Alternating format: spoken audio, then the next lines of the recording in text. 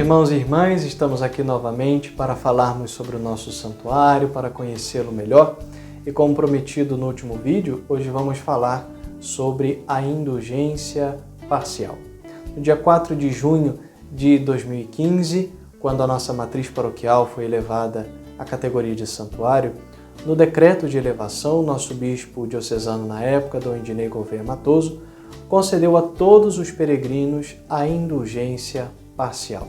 Todos aqueles que acorrem ao nosso santuário com espírito de fé e devoção, cumprindo as exigências da Igreja, podem sim lucrar com a indulgência parcial. Mas o que é essa indulgência? Como é que se entende essa realidade das indulgências na nossa Igreja? Bom, antes de falarmos sobre as indulgências propriamente, é preciso compreendermos um pouco a dinâmica do pecado na nossa vida e principalmente as suas consequências. O que é o pecado? O pecado ele é uma ofensa a Deus, uma ofensa aos meus irmãos, uma ofensa muitas vezes a mim mesmo. É também um delito contra a lei de Deus, contra os mandamentos. É uma transgressão da ordem estabelecida por Deus. Bom, e como ofensa, como um delito, como uma transgressão, o pecado ele acarreta duas grandes penas para a nossa vida. Que penas são essas? A pena eterna e a pena temporal. O que são essas penas? Vamos entender agora. A pena eterna, o que é? É justamente o inferno, é a condenação eterna. Como a própria palavra já diz, pena eterna, é a condenação eterna.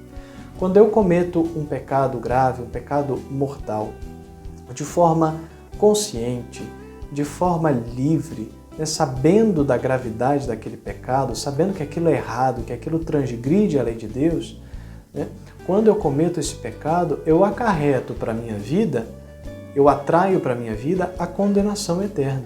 Se eu morrer com aquele pecado, eu vou para o inferno, não por uma condenação de Deus. Não, porque eu escolhi o pecado. Eu escolhi transgredir a lei de Deus. Então fui eu que atraí para mim essa pena eterna. Então essa é a pena eterna, a condenação eterna. Agora o que é a pena temporal? Vejam, meus irmãos, quando nós pecamos, nós nos debilitamos de alguma forma, nos tornamos mais frágeis. Toda vez que eu cometo um pecado, eu como que marco a minha alma, eu fragilizo a minha alma. O pecado, ele traz consigo essas debilidades. Quanto mais eu peco, mais frágil eu vou ficando. Para ficar claro, vamos colocar aqui um exemplo bastante corriqueiro na nossa vida. Quando nós falamos mal de alguém, quanto mais eu falo mal, mais frágil eu vou ficando, mais debilitado eu vou ficando e mais propenso àquele pecado eu vou ficando. No entanto, por outro lado, quando eu refreio a minha língua e trato de não falar mal das pessoas, isso me preserva, de certa forma, dessas fragilidades, dessas debilidades. Então, quanto mais eu peco, mais frágil eu vou ficando. E o que isso tem a ver com a pena temporal? Ora, justamente a pena temporal, o que é? É a pena imposta sobre essas debilidades. Nós temos que nos purificar dessas fragilidades, E isso é justamente a pena temporal. Agora, temos então a pena eterna e a pena temporal. Quando nós nos confessamos, quando nós vamos diante do sacerdote e pedimos perdão a Deus dos nossos pecados, essa pena eterna, a nossa culpa, ela é perdoada. Deus nos livra, pela sua graça e misericórdia, do inferno. Nós não vamos para o inferno. No entanto, permanece em nós essa pena temporal. Isso nós sabemos por experiência própria. Quando você se confessa, você recebe sim o perdão dos pecados, volta à amizade com Deus, restitui em você a graça de Deus. No entanto, você percebe claramente que você conserva aquela fragilidade do pecado. você ainda está propenso, existe algo dentro de você que tem sede do pecado. Então, isso é justamente, são essas debilidades, essas fragilidades que o pecado traz consigo e deixa na nossa alma, né? Então, a pena temporal, ela permanece, ela vai precisar ser paga de alguma forma. A gente precisa nos redimir dessas fragilidades.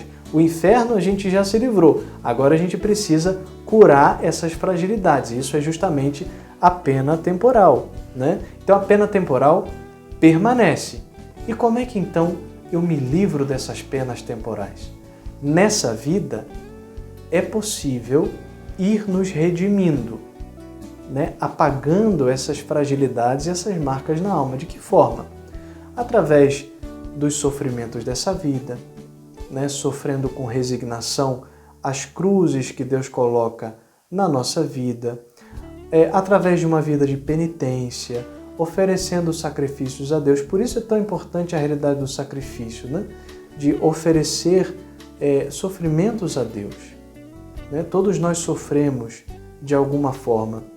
E quando nós oferecemos esse sofrimento a Deus, e sobretudo quando nós buscamos não pecar, quando nós renunciamos ao pecado, quando procuramos uma vida cristã verdadeira, autêntica, né?